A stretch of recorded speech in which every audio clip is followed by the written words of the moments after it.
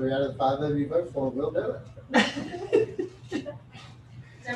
That's what we're here for. Good. We are, our video's on, we are not muted, so our audio's on, and we are ready to go whenever we are on YouTube. So we're ready? We're ready. You ready? You ready? I'm ready.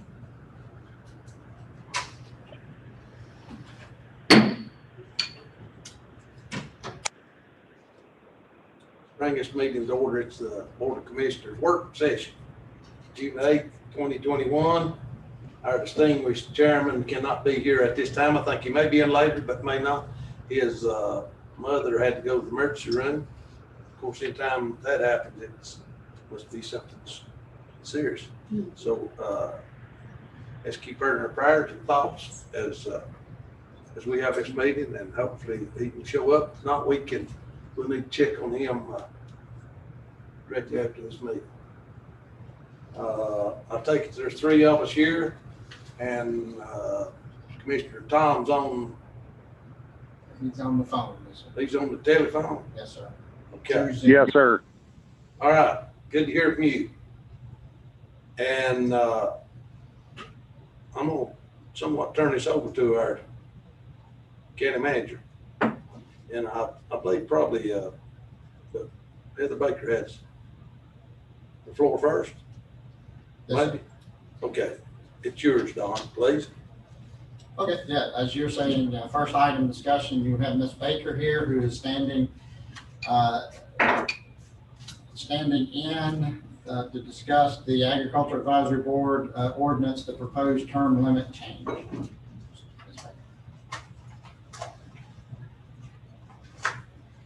Yes, so as you all you became aware, it was difficult to fill the positions on the agricultural board. We found that there had been a history of that, and Barry, I think, he apologizes for not being here. He had a conflict, so I told him I would do this for him. But he and so when you have that much difficulty filling board positions, sometimes it helps to take a look at the ordinance and see if it's still meeting your needs. And so through Angie, through your clerk, I asked them if they were interested in taking a look at the ordinance and potentially making any changes. And he did take this to the agricultural board.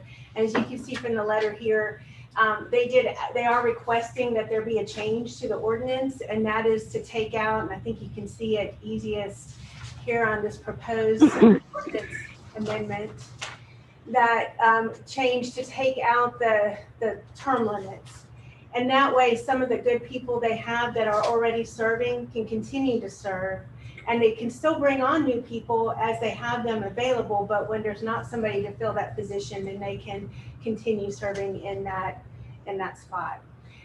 So that if you choose to move forward with this, you can proceed in 2 ways. This particular ordinance does not require a public hearing before you would approve an amendment to it, but you can choose to have a public hearing.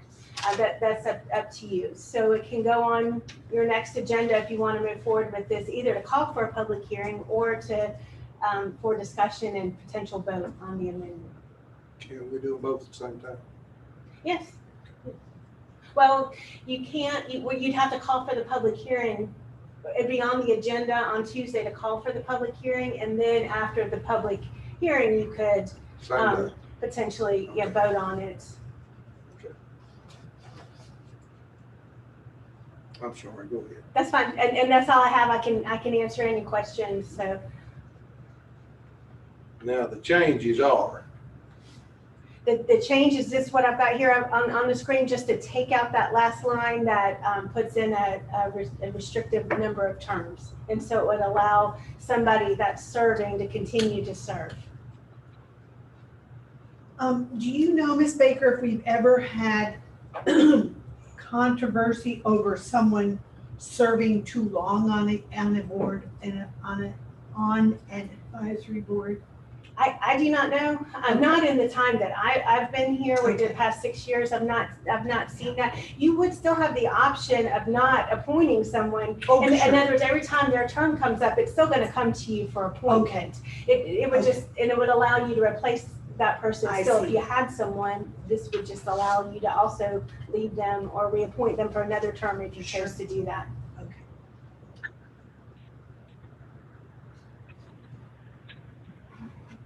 Chris, Just maybe get it on a public hearing 5 minutes before our meeting. next meeting? Yeah. Good time. Can we do it by next meeting? No, well, at your next meeting, it could go on your agenda to officially call for the public hearing, which you would then be at your Okay. following, at your next meeting, or prior to your next meeting. You Okay. could do that. So, fine, That sounds good. that's be fine, that's how you have to do it. That's Yeah. right. Right? Anything else? That's all I have. Y'all have any questions about this? Yes, sir. Thank you, Ms. Bailey. Mr. Vice Chair, the next item discussion, I'm just going to defer to Ms. Fox, your finance director. She has handed out information. This is just to get the information in front of you. This board will be requested to vote on the proposed budget ordinance that's in front of you. And Ms. Fox will just explain the information that you have. Okay. And you're not being asked to vote today. You'll be asked to put it on the agenda for the upcoming meeting on June 15th. Okay. On the first sheet I handed out, it's the changes that have been proposed to the budget. The first two items is Sheriff's Department and Jail. It's increasing $295,997. That's to move the employees from the jail sheriff's pay plan to the county pay plan. Okay. The third item is rescue squad ambulance wages. It's an increase of $147,687. And a decrease for the debt for rescue and ambulance for the same amount. So that's, if you recall, the wages, about 35 of that is actually paid per call, 35,000 of that 147. And then the rest of it is for the full-time rescue squad members at the two positions, one in each squad. The next item is for the farmer's market. It's an increase of $15,000. And SEC Capital, it's a decrease of $13,001. They had a commercial mower in their original budget and decided they didn't need it. Oh, good. Somebody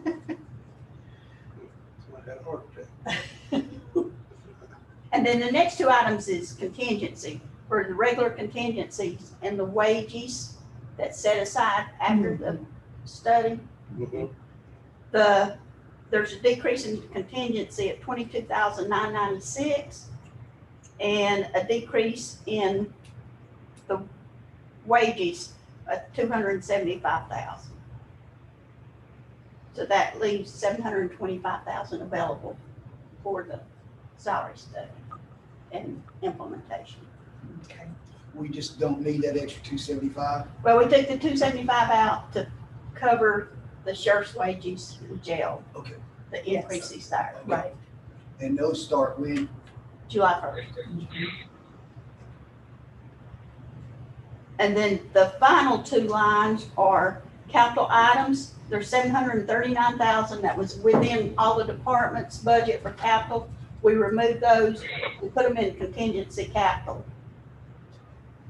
So if you remember, I pointed that out, that we generally move that over, and then a lot of those capital items are actually purchased after the audit comes in, just to be assured that all our projections were true. Yes. And then, so we usually start, when do you usually start purchasing? We usually start around October, Okay. December, yeah. And I also included a copy of the detail of capital outlay that's approved and show it, there's $1,220,840 in total equipment we left $481,540 in budgets for the sheriff's vehicles and some software and sheriff's grant that need to be purchased earlier. So there's a balance of $739,302 that's in the contingency. Okay. And also, I just included a copy of the detail for capital improvements that's included in the budget. The budget ordinance is what actually adopts the budget.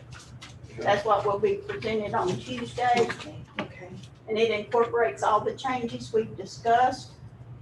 There is one item I'd like to point out under ABC revenues. Page. It'll be hard to tell from this. Okay. I just wanted to say that the ABC board is given an additional $400,000 for next year. The county will receive 60% of that, so included is $240,000 of new money in the budget originally. We had proposed that. Okay. I just wanted you to be aware of that. The town will get $160,000. Okay. That's new money. Oh, good. What have we been getting? About the same amount. They about doubled it.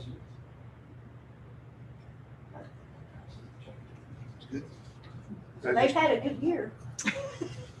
I guess during Hey, COVID, you have to do people, something. oh dear. I think Well, and you know what's interesting to me, and I don't know much about this, but with we have, these microbreweries and different places in our community that we never used to have, and then it's still increasing. it is. Yeah. Those ABC revenues are listed on page 8. Okay. And this is the item that, if it pleases the board, when we put this on the agenda for next Tuesday, the proposed budget ordinance is what's going to be put online to Okay. review, because this So is what's being requested for this board to take action on, the ordinance itself. This is the legal document. We go through all of these papers and you have all of these books. Yeah. But at the end of the day, this is the legal document that really authorizes funds to be expended next year. Now, what's gonna change with this, anything? No, this Yes, is it the is. final with the changes that we've discussed today. And then the chairman signs it, and then I'd be glad to answer any questions. I mean, if you want to make some changes, we've still got time to make. We still got time. Well, some of this we can discuss at the end, can we not? We can. Okay. Can we? We can. I'm doing this, we can. All right, thank you. You're welcome.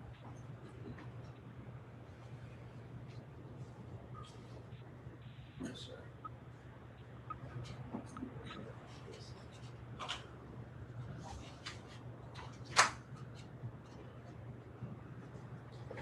Okay. Mr. Vice Chair, Commissioners, let me pull this information up here. So today, we are here, when I say we, I mean myself, and you can see on the agenda, Mr. Wells, our Department on Aging Executive Director, and Captain McCoy, who's our detention center captain, and we also do have Sheriff Hall here with us today.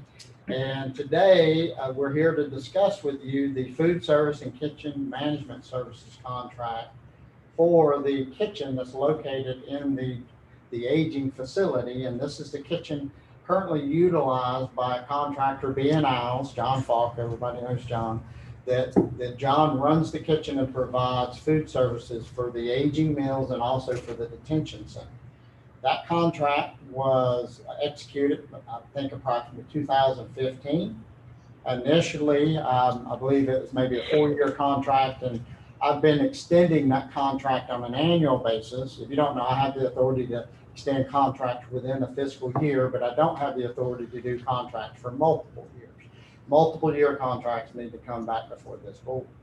So been in conversations with Mr. Falk for a couple of years. A couple of years ago, he was really contemplating retirement at that point. And so I was just trying to buy time to see what Mr. Falk wanted to do. And then I guess it was probably around 6 months to 8 months ago, it was discovered that he was still interested to proceed forward with the contract. And at that point, I sat down with the captain and Mr. Wells, and we started discussing what the process should be to proceed forward with this contract. Throughout the years, Mr. Wells and the captain, current captain and previous captain have been working with Mr. Falk for pros and cons of our previous contract. And we all felt like we should go out and do a informal, I say it's not formal. When I say formal, I mean an advertising in the paper and so forth. But what we were doing is going through and trying to find companies who have the capacity to provide this service. This service specifically, when it relates to the jail, it's a 365-day-a-year service, 3 meals a day, every day. And so, and Mr. Falk will tell you that you know, that is a challenge sometimes when you start talking about every weekend, every holiday, things of that nature. So this is not anything that's been taken lightly by myself or by Mr. Wells or Captain McCoy. And so what I'd like to do is just talk to the board a little bit about the process and then the conclusions of what's going to be recommended or what is being recommended to this board. So I'm not going to go verbatim through everything here. I just want to provide to the board, and I'm also providing to the public the amount of work that's been put behind what's being presented to you today and discussed with you today. So the first item that you have is the actual request for proposals that were sent out. It should be in your books. It should be 3A. So again, I'm not going to sit here and read this. This is something that was created by myself and by Mr. Wells and by Captain McCoy and their staff. And a lot of work was put into this to basically sit down and identify not only the needs we currently have, but look at future needs and look at what's the best for what is needed for the jail and also for aging services for not just next year, but for the next 5 years. And so you can see as you just scroll through, when you guys have time, I would recommend that you look and just read at all the standards that were developed when creating this document itself. And what I'll do is I'll stop here at page 4 of 18 and just do a little bit of highlight there for you. So the highlight there is we use the fiscal year 2019-2020 as the basis for the numbers used for this bid. That was the last full year we had that was not impacted by COVID and just other extraordinary activities. And so we utilize these numbers. So for example, you can see for Department on Aging, 42,859 meals at a total cost of $234,447 was provided. It's a combination of congregate meals along with home delivered meals. The vendor charged approximately $11,581 for the specialized trays to maintain temperature. And they were packaged at the facility, and county staff and volunteers delivered the meals. So basically, this is the meals inside the building and the meals we delivered to the homes.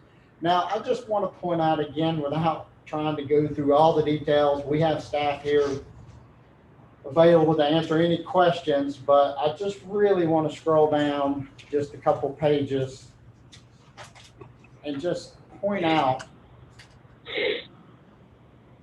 I'll just stop at any location, but I want you to see the multiple pages of just specifics being asked for.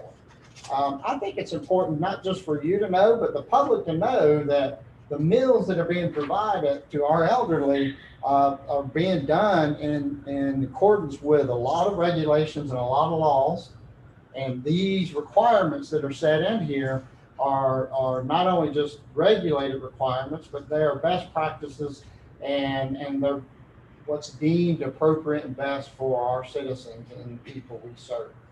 And so again, I'm just, without trying to read everything, all I'm trying to do is just scroll through the multiple pages of what I know Eddie and his staff, Karen Davis, sat down and put a lot of time and effort putting this information together in regards to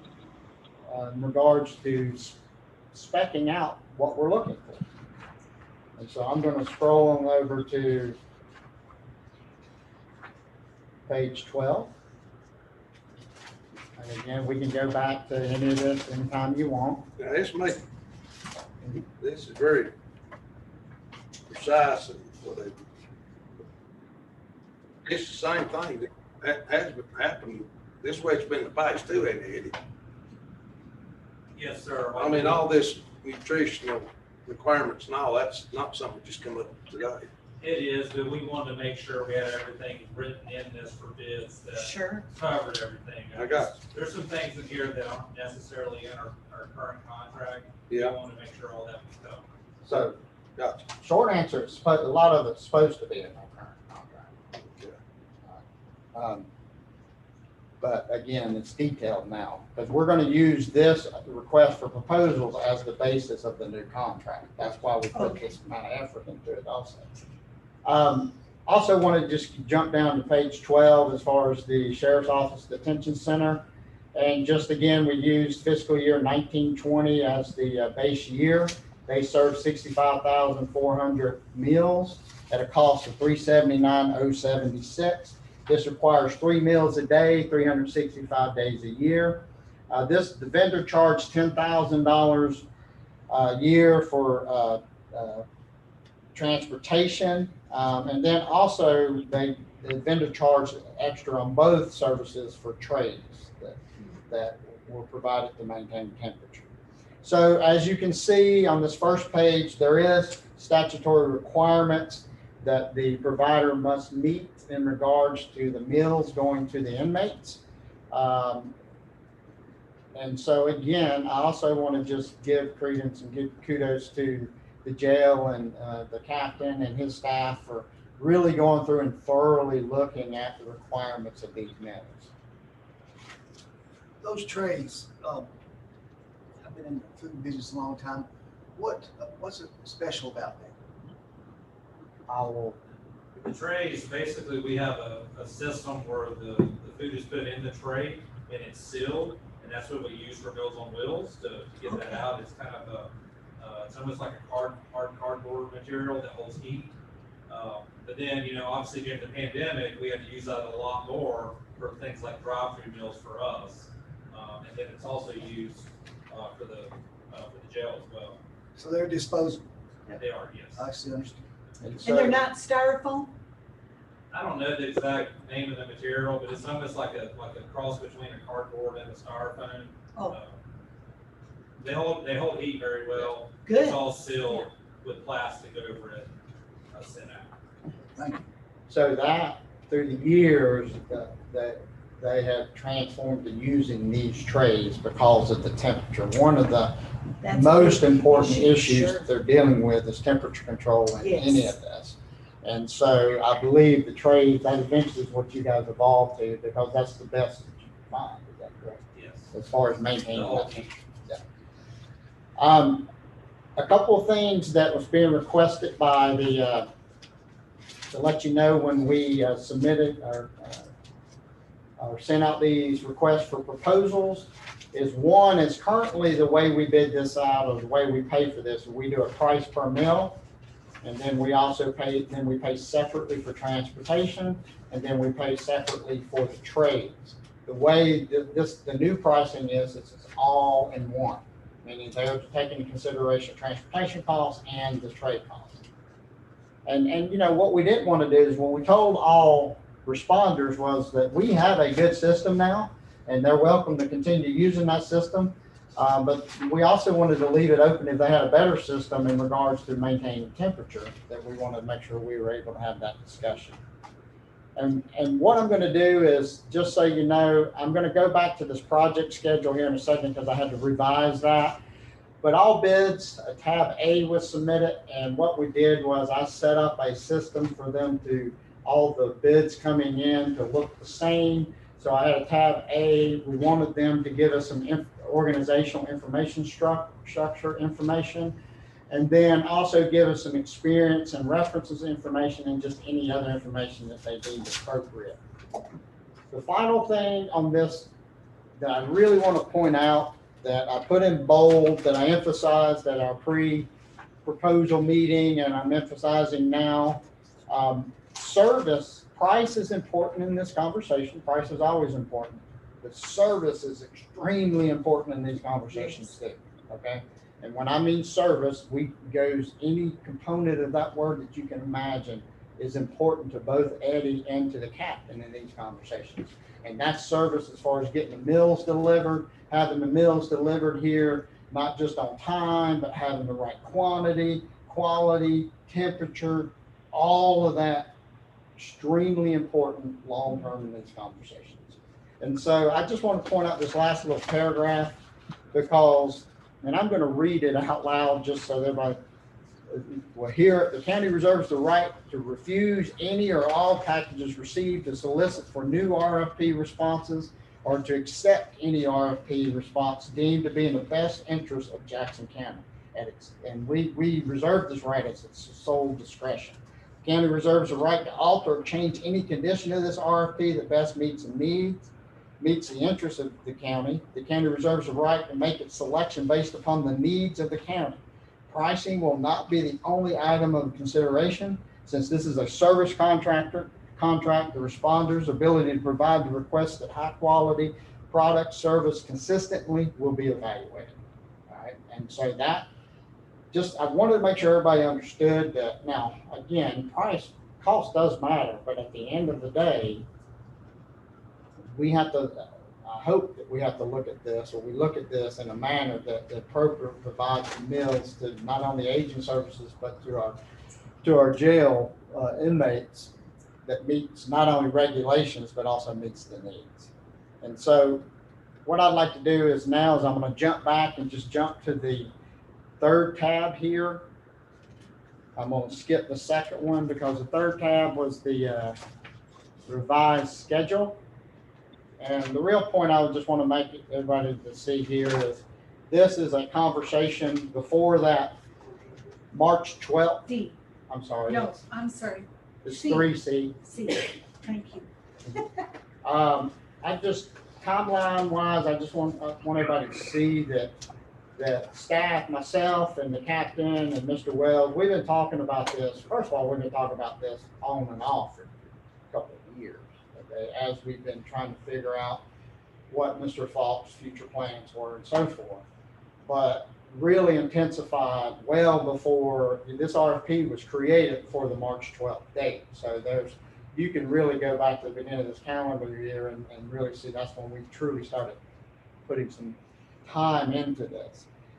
You can see we did require that all the responders make a site visit. We didn't want anybody responding out there that did not know the site, be here physically, see what they're looking at and what they're dealing with. We gave a deadline for clarification questions, and you can see the RFP due date was April 14th. And then we also turned around, and just so that we didn't misunderstand any of the information provided to us, we allowed all the responders to present to the group. And again, it's not me, it's myself. It was Eddie and his staff, and it's Captain McCoy and his staff that heard the responses and presentations. And as you can see now, where we're at is we're reviewing proposals between April 19th, 30th, recommend selection. So in the last month, I've been meeting with the captain and Mr. Wells, and what they've been doing is they've been spending a significant amount of time vetting and researching the responders. And so they have spent time calling all the references, calling everybody, getting feedback. And that's the reason I kept spending a lot of time on service at the beginning of this conversation, was that the reality is we are wanting really good service with whatever contractor we've selected. So the captain and Mr. Wells did spend a significant amount of time researching all the responders. And so now where we're at right now, as you can see, the final selection is proposed to be in June and finalizing the contract is in July. Our current contract with B&Ls with Mr. Fogg ends September 30th, 2021. And so the new contract date, for whatever vendor, would have to start no later than October 1st. Now, what I'll do is jump back to it's going to be 3B. And the only thing I just wanted to show you here is a couple things that we did on the bid form. Is we asked them to bid out the price per meal for the Department on Aging based upon the amount of meals per day, as you see listed there. But what we also did was allow them to bid it two different ways. One way would be allowing them the current vendor is allowed to use the county's kitchen for private catering services. And so that's how the contract is they're allowed to not only sell to the county, but they're allowed to use it for other catering services. So we didn't want to be unfair to anybody, so we allowed vendors to price it based upon still providing private catering services, but then price it just providing the services that Jackson County needs. So that's what you see right there, price per meal being allowed to use the kitchen for private catering service, price per meal for Department on Aging meal services only. And if you scroll down, we did have a little extra element there for the sheriff's office. The sheriff, the captain was looking for us to get 3 hot meals a day priced out and 2 hot meals and 1 cold lunch a day priced out. And that's something that we want to talk a little bit more about really at the end of the day. And Captain, I don't want to speak for you, but please tell me if I'm misphrasing this, but what this really comes down to is ensuring that your inmates are satisfied meal-wise. And a lot of times when you talk about a cold lunch and a hot meal, it turns into a safety issue. Is that a correct statement? Meaning it's not about trying to provide as much food as every inmate can eat, but you do have to have minimal amounts of food to basically keep the inmates satisfied to the extent of, I don't know how to appropriately say it, but it does help with safety within the jail system. Is that a correct statement? It does. Okay. So when you start talking about 3 hot meals, 2 hot meals, and a cold meal, the quantity of food given is really important, and plus the quality of food, because it really can relate to an inmate that's less likely to cause issues. I don't know how to say it other than that right there. And so you know, what we attempted to do is we tried to get them to price it out several different ways.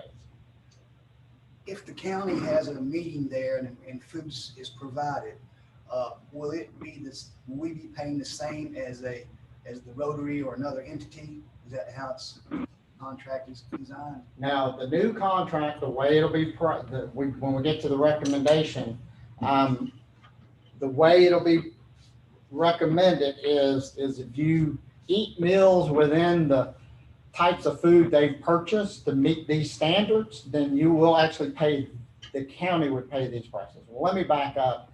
If they choose to do non-private catering, if that's what we're moving forward with, and just so you know, that's what's going to be the recommendation of us, is to go with a vendor that doesn't do private catering. They don't? They do not. Oh. Okay. Now, in the proposed contract, it does allow for the county, for county functions, to ask for them to cater. It is a county kitchen. And the way that would work is if we ask for them to provide meals in the same scope of an aging meal, then meaning that the same quality and quantity and so forth, they would charge us the same per meal. Now, if we ask for something outside special and above and beyond, meaning for a county function, then we'd have to negotiate that out per meal. So what we will move forward with, what's being recommended, is the county has the ability to contract with them for county functions only. But what we are attempting to do is get away from private catering. And just so you know, our current vendor only quoted private catering. So we're not recommending moving away from what anybody bid. Right? And so, so we will have access to it as a county, but things like private events will not have access to it if we move forward without allowing private catering. Because what's happening, you know, They obviously, can't, the person that gets this bid can't do private catering. Is that what you're saying? that's what we're gonna recommend, to go with the bid that doesn't allow for private catering. Yes, sir. How many events do we have that's private out there? Well, it's not just out there, it can be like where he sends it to other places. It's not just private catering in that building, Okay, it's, Wedding receptions, whatever. we at one time closed that kitchen down at the community service building. And we got some individuals that, were family reunions, for example, were extremely affordable at that facility. Could no longer use that kitchen, which was outdated and probably shouldn't have been used anyway. Will we be coming across any of those individuals or entities that we may unintentionally push out the door? I just don't know. listen, I can tell you that as a county, I've used John and multiple other. Okay, let me talk to you as a customer, as a county customer. And I can tell you there are other private catering services out there that charge about the same as what John charged us. So, And then it's business. Well, John has been doing catering through that Yeah. facility, right? yes, Private catering, yes, where he fixes it there and takes it somewhere else. yes. We're not gonna allow that anymore. When we go through the bid forms, you're gonna see why we're recommending not to allow I'm just it. asking you, we're not gonna allow that. I would not recommend it anymore. All right, if he wants to do private catering, he can do it private, he can still do that, but he can't do it through our facility. But we're not gonna recommend being ours either. Uh, That's where we can jump in, because we're talking about being ours right now, but when I go through and show you the bids and show you the recommendations is going to be to move with a different contractor. So we're talking about John, but I need to get us to this next section and you'll understand. Well, we're getting rid of John. Well, there's a recommendation. It hasn't been decided. I mean, that's up to us, I guess. Surely not. Okay, go ahead. Well, let me go through the bids, okay? Yeah, And that'd then be nice. we can jump into the conversation about catering versus private catering. Here's the whole point. I feel like the county jumping to being respectful to our current vendor.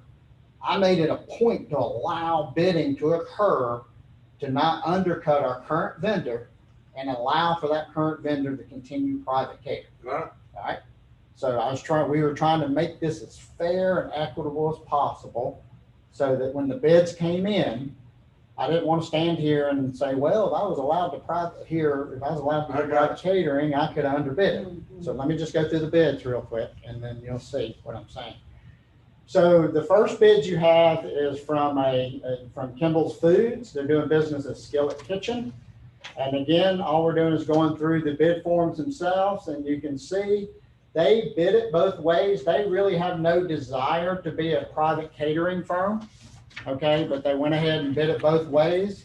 And if you see and this is under E, under D. And as you can see, their price per meal, basically any way you put it, their price per meal for the aging service is $5 and it's 0.6677. So, and if you look at their price per meal for the detention center, it is $5, 5.8284. And that is the Kimball's Food. If And you there's no scroll, difference, I see no difference in the hot and cold for No. the shares. so there'd be no reason to go to cold, Correct. yes. Under their bid. If you scroll to the next, then you'll have Mountain Projects. In Mountain Projects, you can see that the price per meal in the Department on Aging is $5.79. And they did do a two hot meals and one cold pricing for the jail of 535. But they did not provide, in accordance to our request for proposals, we asked, this wasn't a choice. We asked for pricing both ways. Mount Projects did not provide us pricing for three hots. Now, what that has to do with is how they were trying to set up some of they were gonna provide breakfast from another facility. They have other facilities around. They were gonna provide breakfast in another facility. And it's how they were trying to reduce their personnel costs. And they just chose not to provide us the 3 hot meals a day. See what happens if you think about it. And if you go breakfast, lunch, and dinner, well, you know this as much as anybody, that's not an 8-hour shift. No. You must start well before Yes. breakfast time, and Oh, then my. you're working well past dinner time cleaning up. There you go. And so that becomes a true staffing issue. If you can't throw a cold meal at the end of the day, then you have to keep their people there much longer, or at lunch and so forth. So if you scroll down to the next bid, our next bid is B&L's. And B&L, his bid was, and again, you can see he did not put in a price for being allowed to use the kitchen as private catering. And his bid was $6.25 for both the aging facility and basically for the sheriff's office. And then the last bid proposal, I guess is a better statement, is from a company called Trio. And Trio, Charlotte. yeah, and they put a bid in $8.15 per meal. All right. It costs Has more quality in Charlotte. control been checked out on these bid, the RFPs? Have they provided, when you did the site visits, did we see what the product they looked like? At one time, I recall, John, when we had meals before commissioner meetings, we sometimes got John Falk to bring us what he was serving the sheriff's office, just so we could have a quality control. Well, We so, did so I'm For gonna, what now? for food, Yeah, for they bring our 5 meals. Board of Commissioners, Yes, sir. and we make sure we had quality control. Well, that was part of it, yes. So we didn't need quality control. so what I'm gonna do is I'm gonna jump into the recommendation of the committee sitting here is going to be to move forward with Skillet Kitchens, okay? And the recommendation is for staff to move forward with Skillet Kitchens to start developing the contract to be eventually voted upon and approved by this board in the month of July.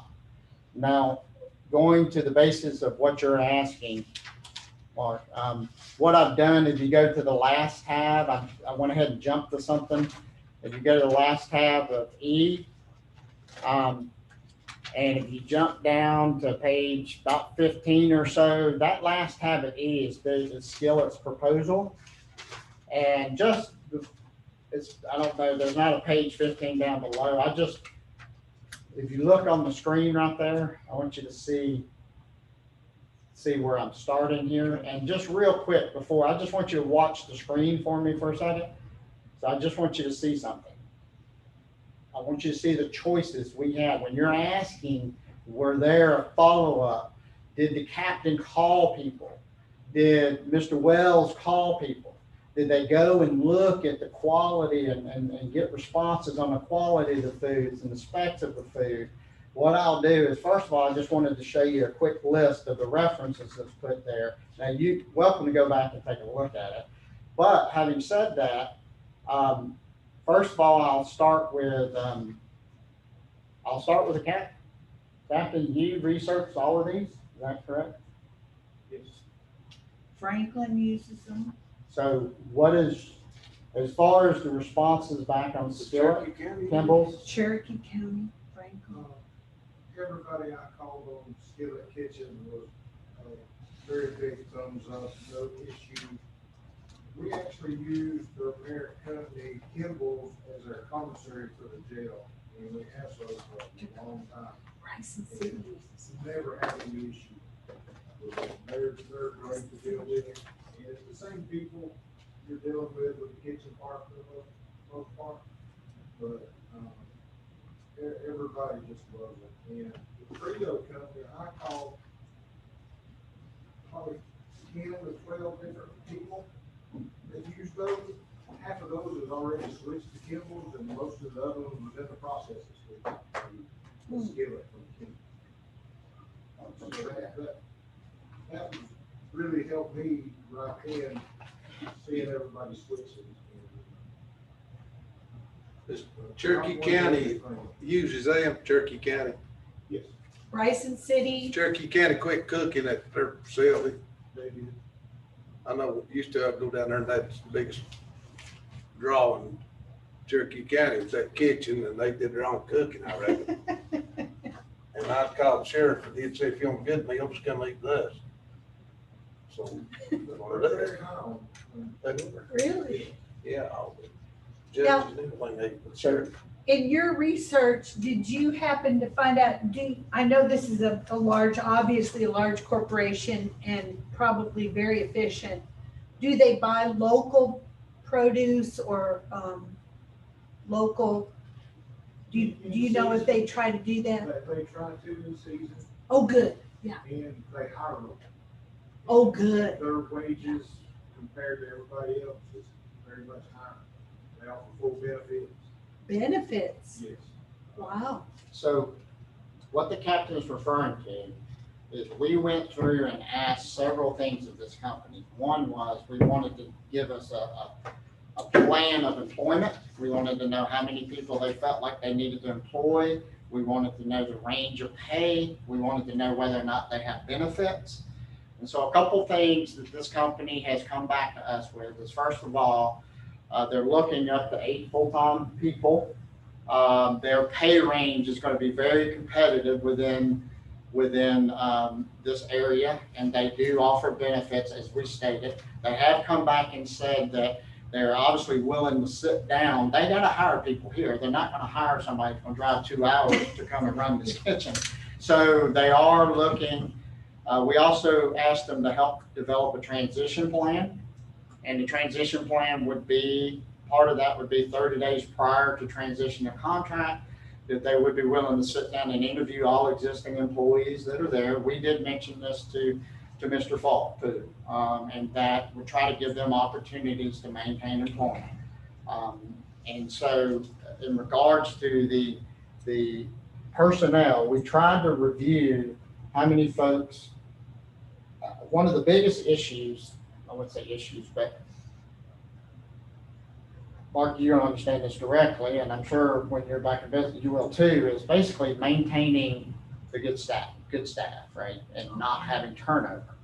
And so ultimately, and you're not going to avoid all turnover, but generally, hopefully having enough staff to be able to manage the turnover. And these are all the things, these are issues, I wanted to step out from it. These are all the things that when we sat down with Eddie and his staff, and Eddie's there every day. He sees this every day. These are the items that we try to sit down and say, okay, what can we think of and what questions do we need to ask that we know impact service? And so we also felt like Kimball's or Skillet came back and has given us a really good plan for employment and transition, and also we just feel like they're going to be good jobs for people here. And I'll say too, I think that, having the benefits is a big plus. Yes. I will say, and we've had some conversations with John on this too. He is, if you guys tend to move in whichever direction, he's comfortable with that. He is moving his catering business. If he's not selected to be an Al's, he's taking all of his staff with him, but he's encouraging all of them to apply for this new company as well too. Okay. So there shouldn't be any, no one's losing a job over this, which is very comforting to know. Oh, yes. Whichever way you guys That's decide to make a decision. One of the things about this transition plan too, that's being offered by this company, and we've talked to John about this, is that under the right circumstances, you gotta talk, we gotta figure out a plan to transition. You walk in one day, it's under one company, the next day it's another company.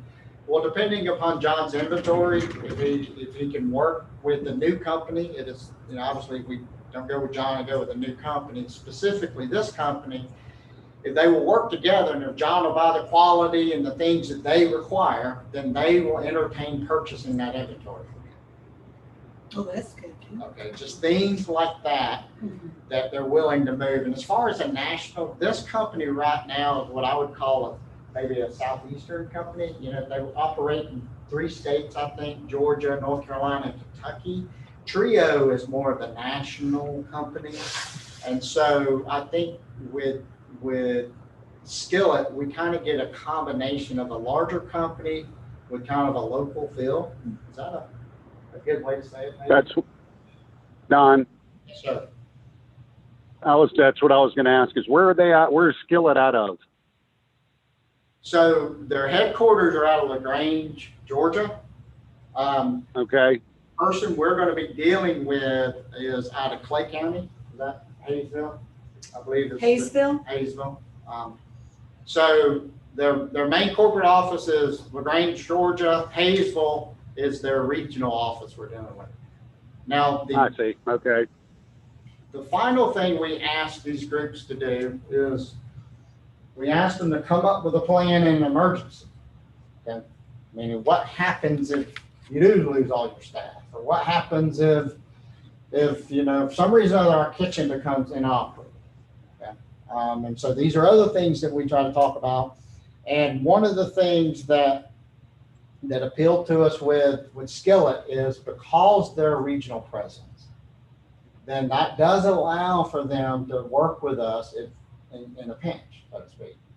And so when you start talking about Cherokee County, Clay County, Bryson City, so these are, now, having said that, we would have to work out, we're in areas where they're using their facility, we would have to work out with those entities to make sure it's okay with them, but at least they have a regional presence. They have the capacity, they, meaning Kimball's or Skillet, they have other kitchens they can provide service from.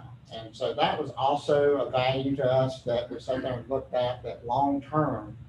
When you start talking about 365 days a year, all holidays and so forth, and you just gotta make sure those items are covered. So, The vehicle that's used for transport meals, jail, is that Mr. Falk's private? It's not a county. So, and then they have that all worked out in here too. They have their vehicle. They'll have their Oh. vehicle, they'll have everything. That's the whole point of making them come here and making them see the distance and making all the proposed people giving us proposals here, to be here and physically see what we're doing. I'm sure they were impressed with our facility at the senior center. Yeah, and I'll It's a tell you, lovely it's place. it's an unusual situation to have senior meal, like meals prepared at a senior location and sent to the jail. It's always the opposite situation. We could not find this really anywhere. Wow. So it's very unique, but yeah, they were very impressed with the facility as Mr. Adams presented. They did come through and do a walkthrough of everything. So they'd be very aware of what facility they'd be working at. That's great. And a final note, I'm sorry. Are you serving meals there now? Yes, yes. We actually never stopped serving meals. We just, during the pandemic, we moved to kind of a drive-through and delivery format. And now we've opened it back up to the public now, so we do have seniors coming in. And obviously the jail is, they never stop. I'm sorry. Thank you. Is your mom going No. Oh.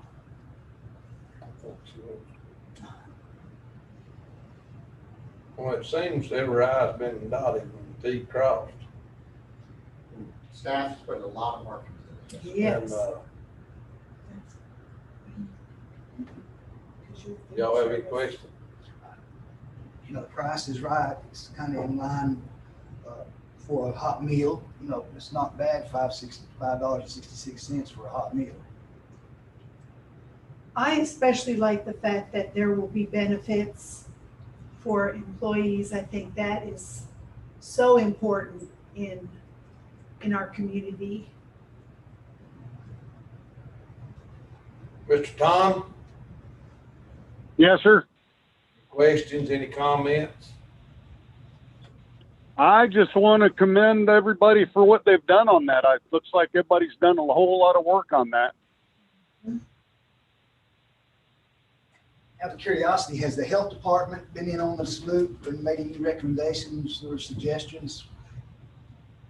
Now, they haven't been on this, on Okay. my side of it. I know that they have to go through the kitchen and Yeah, and part of They this, certify in this the bid proposal too, there is stuff about sanitation grades and Yes. all that is put in there, that they have to maintain certain sanitation.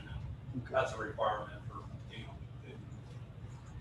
Did some people who bid seem to think at some point they had that tied up?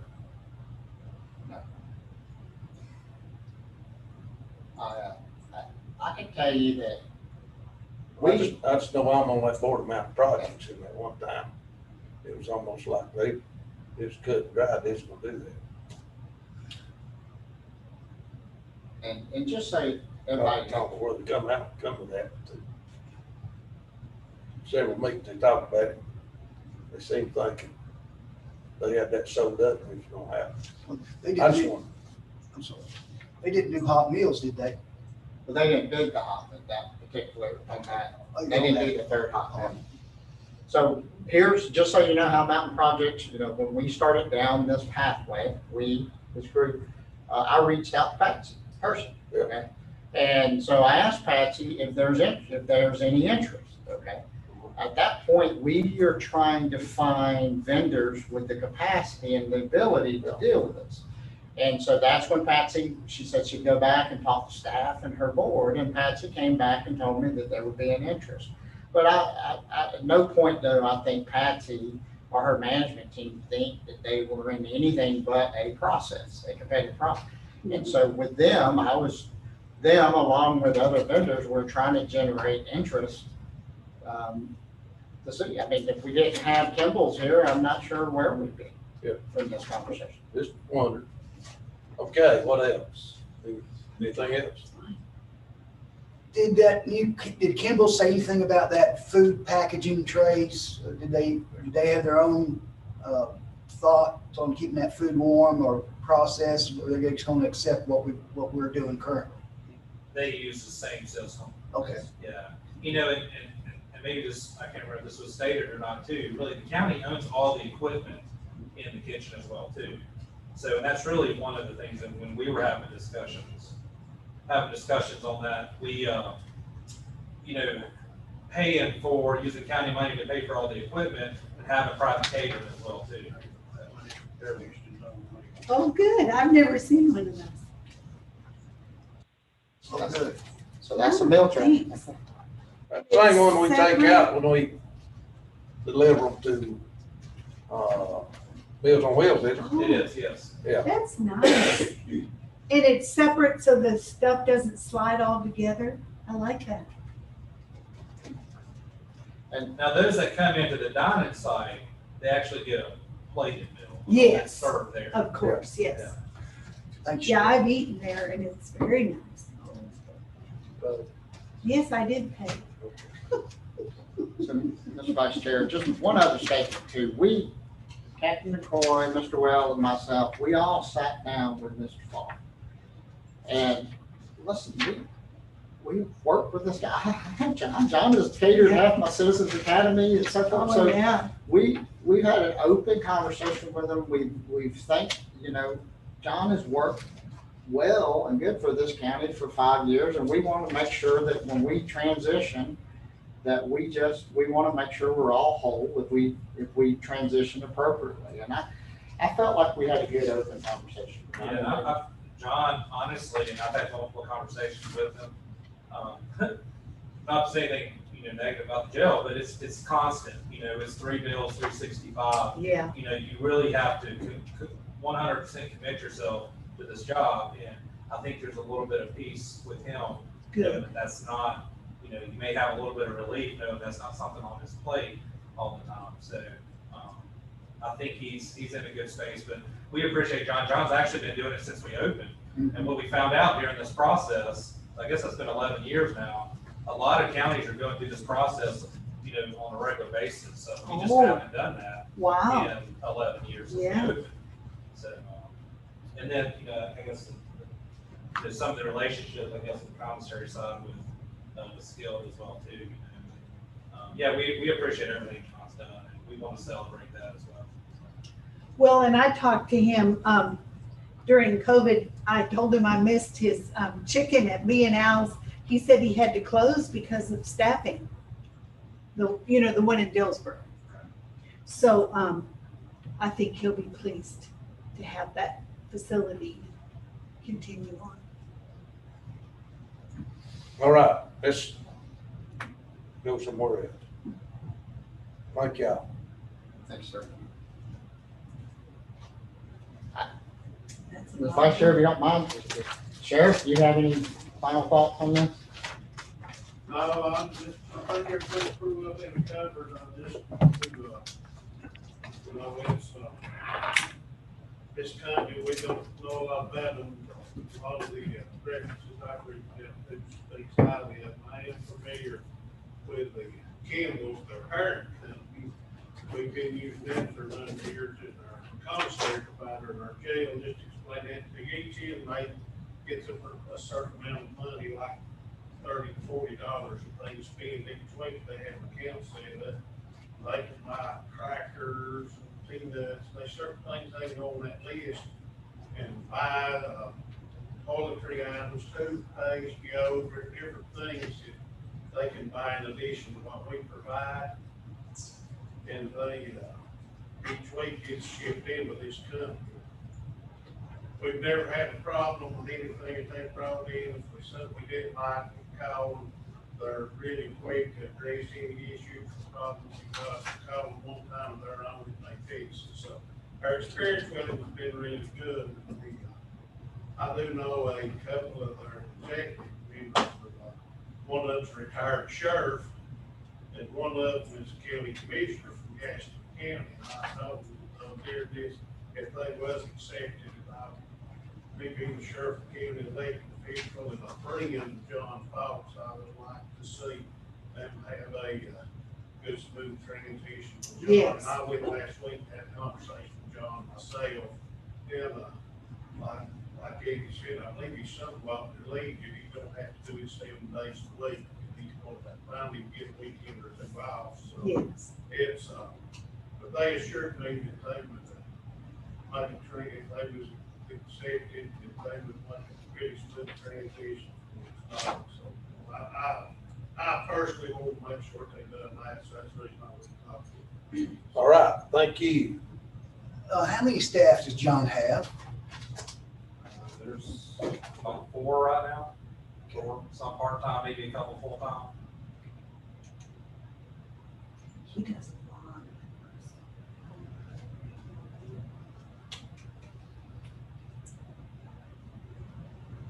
Okay.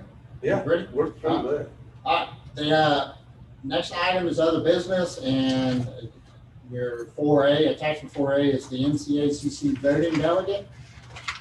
And so, right now, I believe, Commissioner Woody, you're attending the conference referenced here. Yes, I am. So, And anyone else is welcome to attend as well, but I am planning to attend. so ultimately, boards need to appoint a voting delegate to represent the board at these conferences. We'll need to do that at our next meeting. Yes. Okay. Are you ready? I am. Okay. Did you All right. want to do it? No, yeah, we'll do it next meeting. No, Do I want to I go? mean, go to. No. New I've got Hanover Ben County. Hayfield being- Oh, that's right, okay.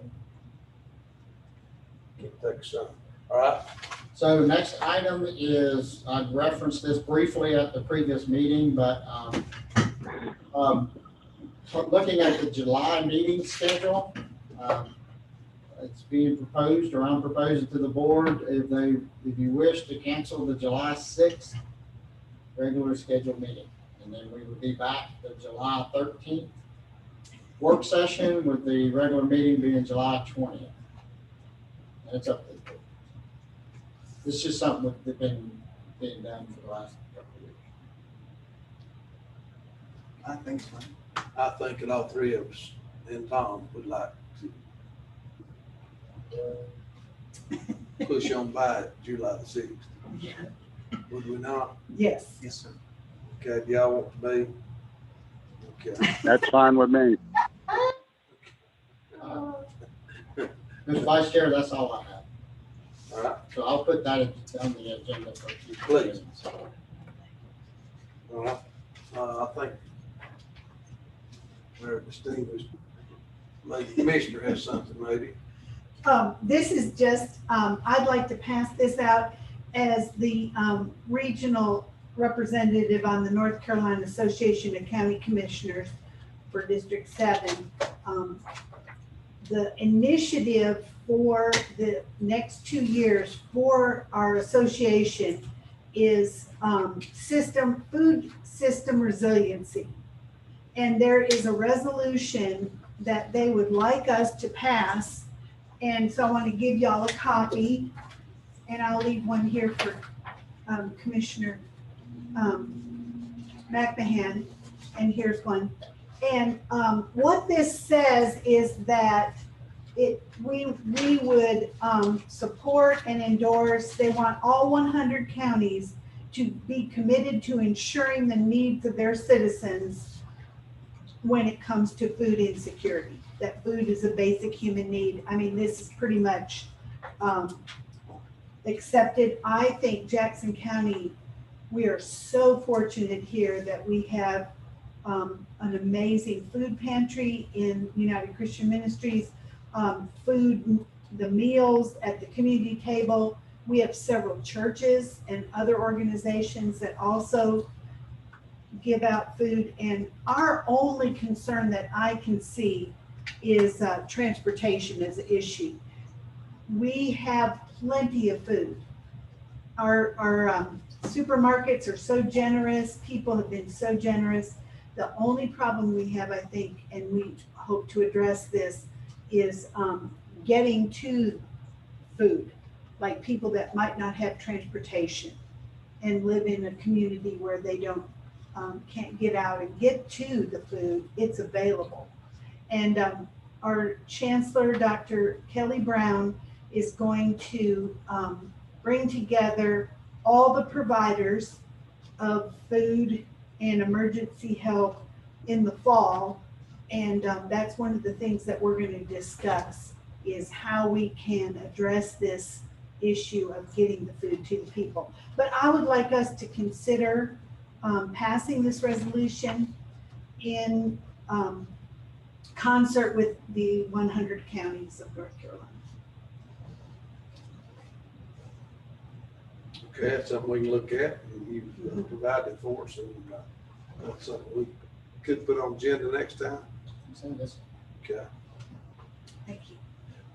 Has the chairman seen that by chance? You know, I don't know. I don't know if they sent this out in the email that we all get, but I'll leave this here for him. Is it appropriate to bring up the situation with Western Builders at this time again? We have to go in closed session. We would. We need to add it.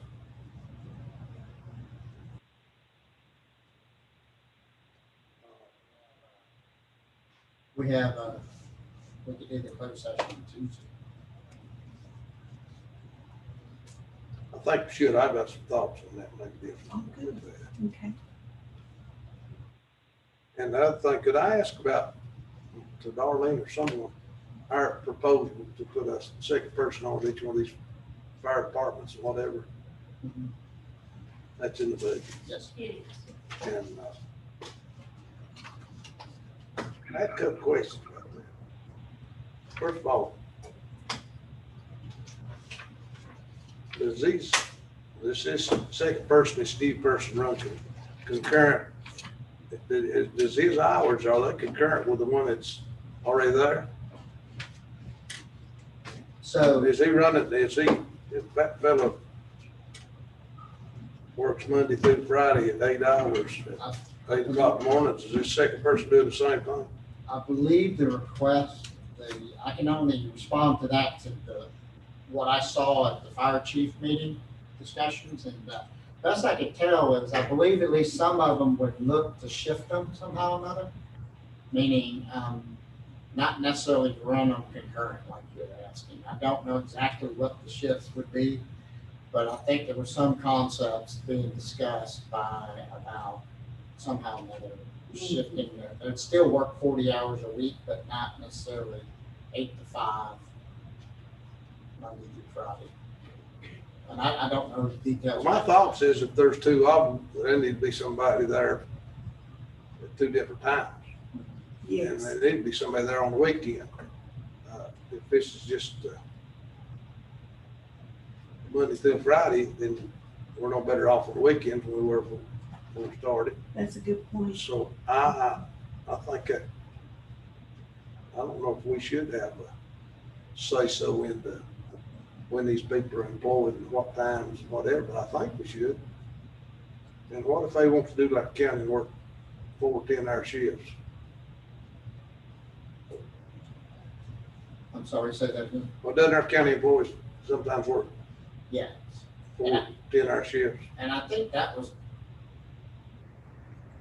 part of the conversation, but I can't go past, I don't know any more knowledge about it. As long as they don't work over 40 hours in the week, then it fits within our pay scale.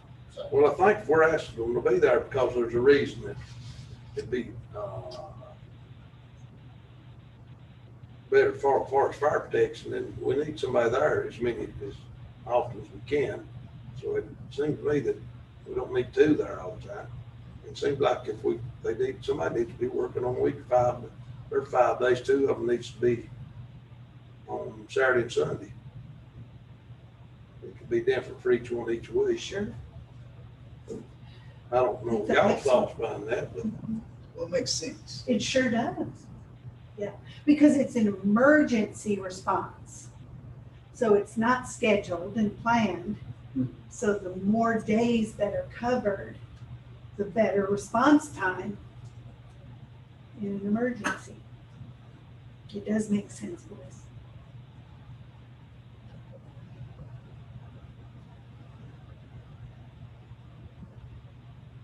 so what It's something I think could happen on that is we could put this on the work session July, meaning position, get creative, and all those positions have to be advertised, they have to be through our human resources. So that still goes through our human resources. So there could be continued conversations in the work session in July about if we delayed the advertising until, if you wish to discuss this more, meaning about shifting, and then what you could do is vote to change the job description.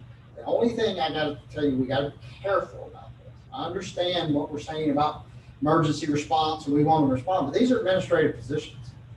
So when we start talking about what we can mandate towards them, I think we could talk about 7 days a week, okay?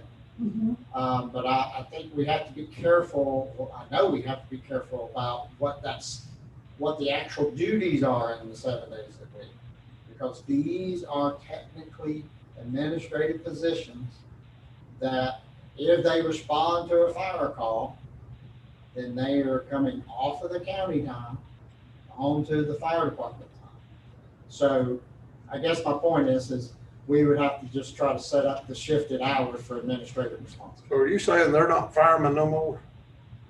That's what you just said. I'm saying that when they are on county time, they are they are a fire service coordinator position.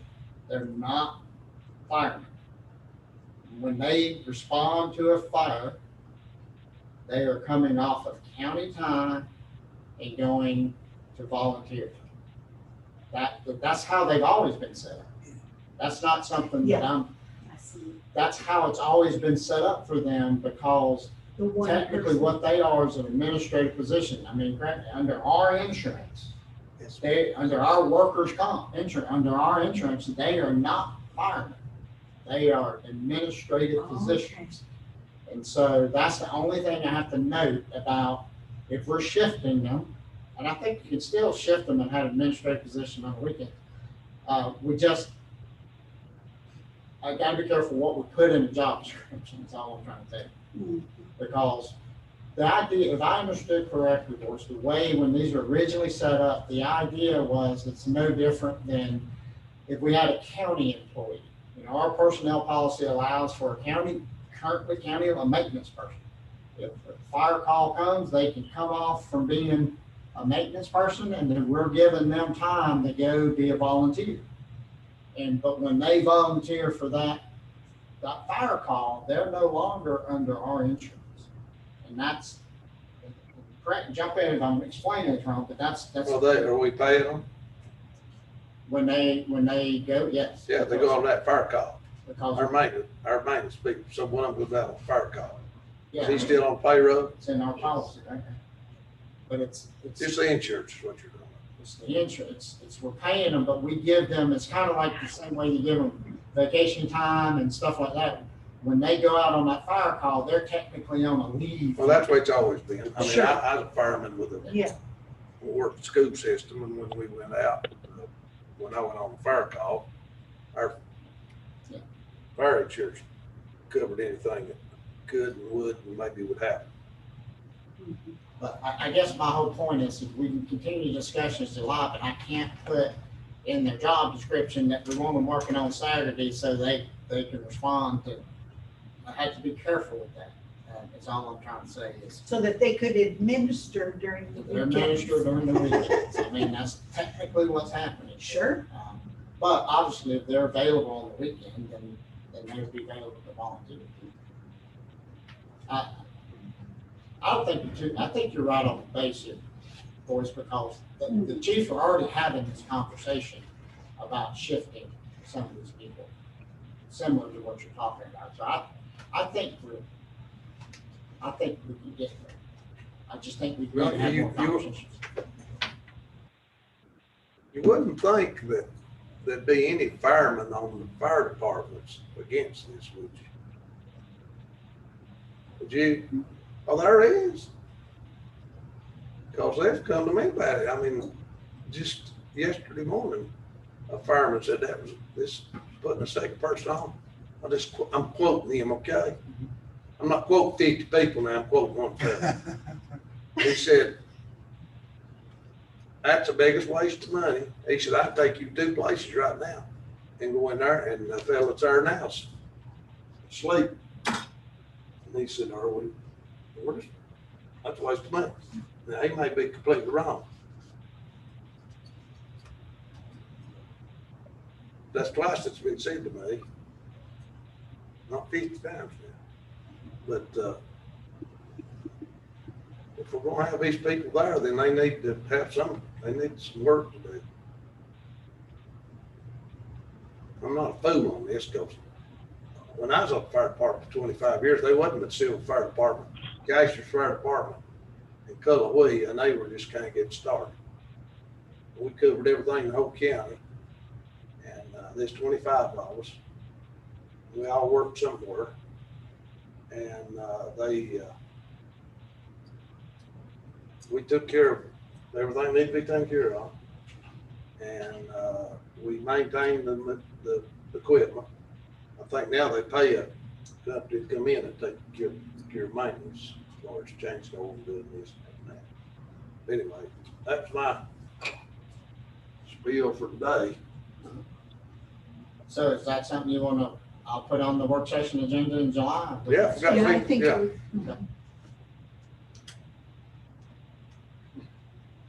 And I'd like if we could possibly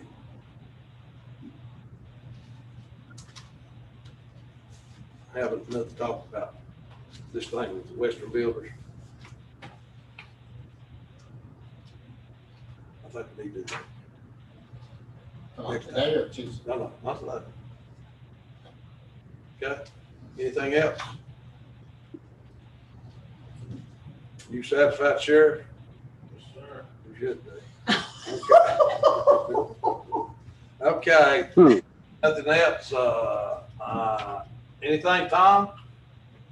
No, sir, I'm good. All right, you're a good fellow. I Motion appreciate that, boys. to adjourn. So moved. Second, Second. each say aye, aye. Aye. Here we are. I don't know if that's what you do that.